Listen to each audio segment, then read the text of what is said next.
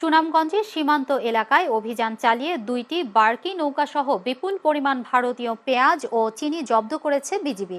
মঙ্গলবার রাতে লাউরগড় বিওপির অভিযানে তাহিরপুর উপজেলার জাদুকাটা নদী থেকে মালিকবিহীন অবস্থায় এসব ভারতীয় পণ্য জব্দ করা হয়।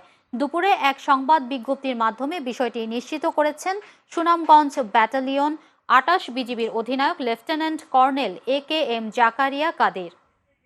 তিনি জানান, তাহিরপুর উপজেলার জাদুকাটা নদীতে অভিযান চালিয়ে 2টি বার্কি নৌকাসহ 1575 কেজি ভারতীয় পেঁয়াজ ও 100 কেজি চিনি আটক করা হয়েছে, যার আনুমানিক বাজার মূল্য প্রায় 2,71,000 টাকা। আটককৃত বার্কি নৌকাসহ ভারতীয় পেঁয়াজ ও চিনি সুনামগঞ্জের শুল্ক কার্যালয়ে জমা করা হয়েছে।